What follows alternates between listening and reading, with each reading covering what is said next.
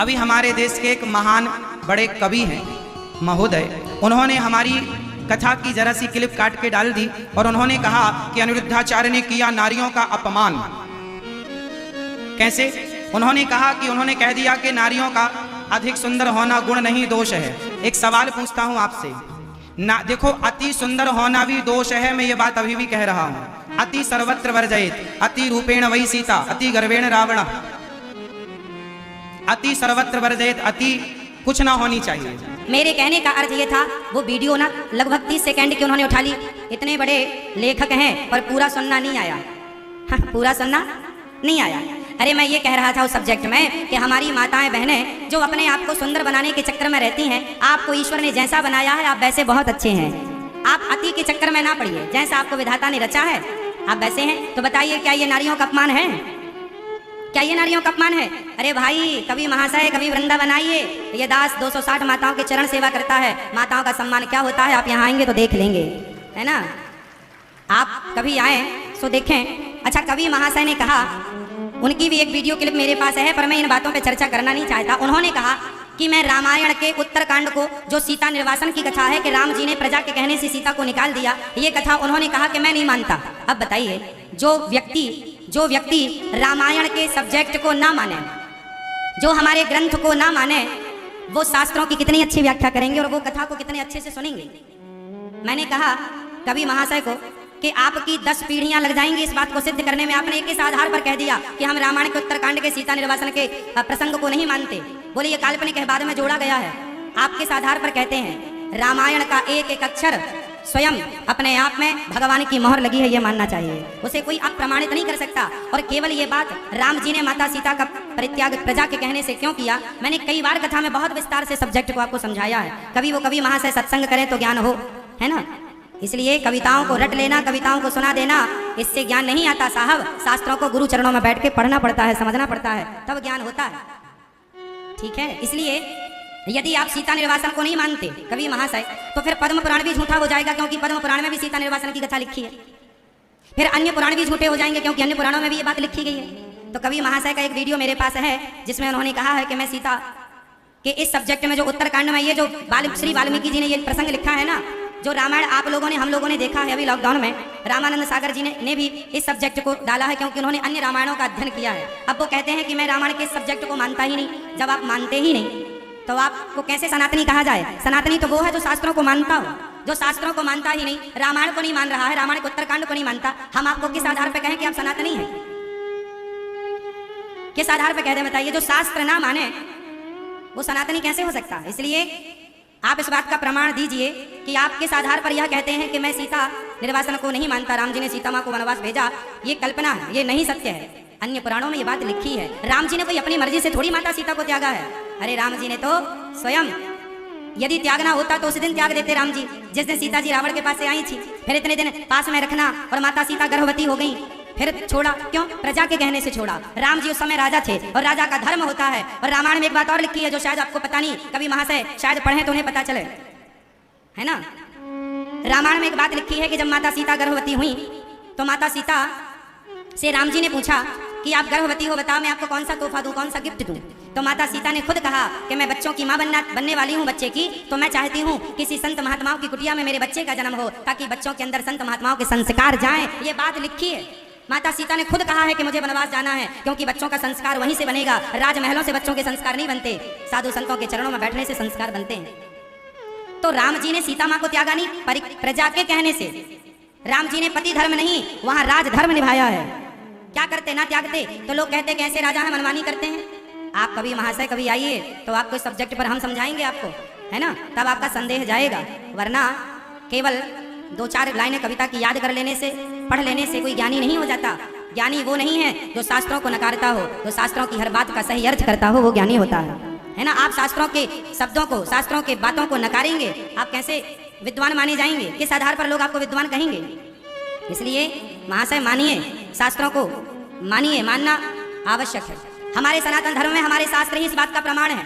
अब कोई शास्त्र ही ना माने तो उससे हम क्या बात करें, ये बताइए भाई। शास्त्रों के आधार पर ही तो बातें होती हैं, माने ही ना तो हम क्या बात करें आपसे। इसलिए हमने जो कहा कि माता सीता का हरण इसलिए हुआ क्योंकि वह अति सुंदर हैं, तो इसमें कोई आपत्ति किसी को नहीं होनी चाहिए, क्योंकि रावण माता सीता की सुंदरता देखकर भी, अच्छा रावण ने जब सीता माँ का हरण किया तो वहाँ गोस्वामी तुलसीदास जी ने एक चौपाई लिखी कि सुनत वचन दस शीस रिसाना, मन महु चरण वंदि सुख माना। रावण ने माता सीता के चरणों को प्रणाम किया है। और एक बेटे को रावण, इस भाव से भी हम देखें कि रावण सीता माँ को अपनी माँ मानता है, क्योंकि गोस्वामी जी लिख रहे हैं कि उसने सीता माँ को प्रणाम किया। रावण जानता था कि यह जगत जननी जगदम्बा और हर बच्चे को अपनी माँ सुंदर लगती है, इसमें क्या आश्चर्य है। इस भाव से भी माता सीता सुंदर है, हर बेटे को अपनी माँ सुंदर लगती है। तो रावण यदि वहाँ मातृभाव से भी देखे तो भी वहाँ माता सीता की सुंदर है ना। तो सुंदर है माता सीता, द्रौपदी माँ सुंदर है। और अधिक सुंदर होना, अति सर्वत्र वर्जित की बात हमने कही है कि अति ना हो, अति तो इति करती है, अति अमृत भी हानिकारक है, इसलिए हमें अति नहीं करना चाहिए, है ना। हमें अति सुंदरता। फिर मुझे ये उत्तर दिया जाए कि फिर घूंघट प्रथा क्यों शुरू हुई थी, क्यों शुरू हुई थी? इसीलिए ना कि हमारी बहन बेटियों की सुंदरता देख करके मुगल लोग उनके साथ दुराचार कर रहे थे। इसलिए शास्त्र का वचन है, शास्त्र कह रहा है कि अति रूपेण वही सीता, माता सीता अति रूपवती थी। अब शास्त्र के वचन को आप कैसे नकारेंगे? अति गर्वेण, अति गर्व, अति अभिमान था रावण को, इसलिए उसका नाश हुआ। अति दानात बलिर्बद्धो, अति दान करने से राजा बलि को बंधन हुआ। और अति सर्वत्र वर्जयेत, अति तो सर्वत्र वर्जयेत है, ये तो आपने भी सुना होगा। नारियों का सम्मान ये दास कैसे करना होता है जानता है। वृद्ध माताएं रहती हैं, एक दास एक अनिरुद्ध, ये दास अनिरुद्ध ही एक ऐसा कथावाचक है जो सभी माताओं की चरण सेवा करता है, चरण दबाता है। आज तक किसी कथा सुनाने वाले को आपने कथा को चरण दबाते ना देखा होगा। एक दास अनिरुद्ध है। अब आप अपमान कहें कि अनिरुद्धाचार्य ने महिलाओं का अपमान कर दिया, मुझे लगता है कि मेरे भाव से मेरे संस्कार जो मुझे मिले हैं, मैं उन संस्कारों के बल पर केवल सम्मान करना जानता हूं, अपमान करना नहीं जानता। फिर भी मेरे शब्दों का किसी ने गलत अर्थ लगा लिया, जैसे रामचरितमानस की चौपाई का लोगों ने गलत अर्थ कर लिया। ढोल गमार सूत्र पशुनारी सकल ताड़ना के अधिकारी, इसका कई बार मैंने अर्थ लगा के आपको दिया है कि वहां मारने से नहीं देखने से अर्थ है। ताड़ना मीन्स देखना, ना कि मारना। अब तुलसीदास जी की चौपाइयों का लोग गलत अर्थ लगा लेते हैं, तो मेरे शब्दों का कोई गलत अर्थ लगा ले इसमें कोई आश्चर्य नहीं है। और कोई गलत अर्थ लगाया हो, किसी को भावना ठेस पहुंची हो किसी की भावनाओं को, तो मैं क्षमा भी चाहता हूं। वरना जो मैंने कहा है वह शास्त्र वचन है, वह मेरा वचन नहीं है, शास्त्र वचन है, ठीक है। और फिर भी किसी की हृदय भावना आहत हुई, कोई महिला कहने लग जाए कि महाराज आपने हमारा अपमान किया, तो मैं ऐसी माताओं से क्षमा, मैं तो माताओं के चरणों में सदा ही पड़ा रहता हूं। तो मुझे यदि मैंने अपराध किया है तो गलती मांगना, क्षमा मांगना मुझे शोभा देता है यदि मैंने अपराध किया। पर मैंने अपराध नहीं किया, फिर भी आप जबरदस्त नहीं, आपने अपराध किया है, तो फिर वो आप जाने कि आप उसे अपराध मान रहे हैं या नहीं मान रहे हैं। यदि कोई कहे कि अनिरुद्धाचार्य ने अपराध किया तो क्षमा चाहता हूं। मेरा अपराध कि मैं कथा में किसी का दिल नहीं दुखाता, फिर भी कोई दिल किसी का दुखे, इसलिए मैं हर कथा के अंत दिन जरूर कहता हूं, मेरी वाणी से किसी को चोट पहुंची हो, मेरी वाणी से किसी का दिल दुखा हो तो क्षमा जरूर कीजिएगा। मेरा उद्देश्य कथा सुनाकर समाज को जागरूक करना और शास्त्रों के वचन का सम्मान करना मेरा धर्म है। शास्त्रों के वचन को काटना मेरा धर्म नहीं है। शास्त्र जो कहते हैं मैं वो बात, आज ये कवि महाशय अपने आप को फेमस करने के लिए शास्त्रों को नकारने लग गए ताकि हाईलाइट हो जाएं। तो हाईलाइट अपने आप को इतना ना कीजिए कि शास्त्रों को नकार के हाईलाइट होइए। आजकल नाम प्राप्त करने के लिए ना लोग किसी भी हद तक जा रहे हैं। जो मन में आया वो कर लिया, जो मन में आया वो बोल दिया, कह दिया कि राम जी और सीता मां के वनवास का कोई प्रसंग था ही नहीं, बाद में जोड़ दिया गया। कहां से लाया आप ये प्रमाण के बाद में जोड़ दिया गया? फिर पद्म पुराण भी झूठा पड़ जाएगा, अन्य पुराण भी झूठे पड़ जाएंगे। तो आप पुराणों को झूठा सिद्ध करने में लगे हैं। हम पुराणों की सेवा करते हैं, टूटी फूटी वाणी से जो बनती है शास्त्रों की बातें आप तक पहुंचाते हैं। हम पुराणों को उनका आदर करते हैं, हम पुराणों का सम्मान करते हैं, वेद पुराणों का। आपकी तरह महाशय 4 लाइनें याद करके शास्त्रों का खंडन नहीं करते हैं। आपकी 10 पीढ़ी गुजर जाएंगी, कभी महाशय ये उत्तर ना दे पाएंगे। आपकी 10 पीढ़ियां, जो आपने कहा कि रामायण में उत्तरकांड बाद में जोड़ा गया, ये सब्जेक्ट आपने कहा 100 बातें ऐसी हैं जो बाद में जोड़ी गई। बताइए वो 100 बातें कौन कौन सी हैं? आपकी वीडियो में आपने जो जो कहा वो मैंने आपको पूछा, दीजिए उत्तर। आपकी तरह हम लोगों का ये स्वभाव नहीं। आपने ये बात लगभग साल भर पहले ही इन्होंने कही थी, कवि महाशय ने, हमने सुना, पर हमें कहा कि चलो ये अपने ढंग से कह रहे हैं। लेकिन आप जब हमारी जरा जरा सी बातें पकड़ेंगे और जिसमें दोष है ही नहीं उसे दोषी करार देंगे, तो आपने तो खुद दोष किया है। हम लोग जीवन में संत चरण में बैठते हैं, इसलिए हम किसी के दोषों को देखते नहीं हैं, पर देखने में आएंगे तो अब देख रहे हैं। हम बताइए आपने किस आधार पर उत्तरकांड के इस सब्जेक्ट को नकारा? उत्तर दीजिए, पूछिए अपने सबसे, पूछिए किस आधार पे कहा है? कौन स्वीकार करेगा आपकी बात? ये कह रहे हैं कि शास्त्र उत्तरकांड बाद में जोड़ा गया, क्या आप स्वीकार करते हैं इस बात को? बोलिए।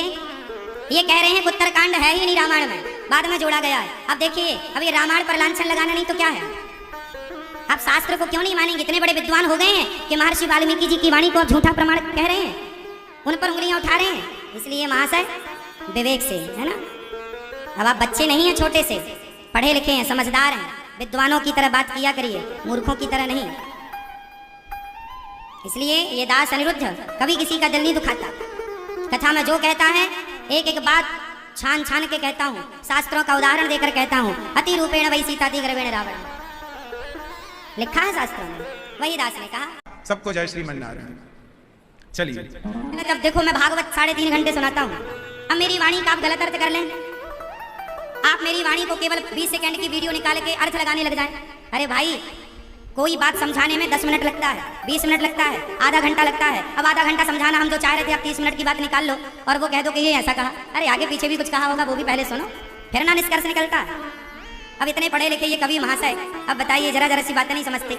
लेकिन एक बात अच्छी है कि ये दास अनिरुद्ध की वाणी ऐसी है कि बड़े बड़े कवि लोग भी कथा सुन रहे हैं। बुरा ही सुना, पर सुना तो महाशय ने कुछ भी सुना, पर आप ऐसे सुने कि जो आपका कल्याण करे। उल्टा ना सुनिए, सीधा सुनिए तो अच्छा रहेगा। चलो, गलती यदि मैंने किसी व्यक्ति विशेष का अपमान किया होता, किसी का नाम लेके गालियां दी होती, तो बात समझ में भी आती है कि मैंने मर्यादा का उल्लंघन कर दिया। अब मैं कथा सुना रहा हूं कि भाई, अति सुंदर थी माता सीता इसलिए रावण हरण करता है, अति सुंदर थी माता द्रौपदी इसलिए उनका चीर हरण होता है। बताइए जी, क्या ये बात गलत है? क्या माता द्रौपदी और माता सीता अति सुंदर नहीं थी?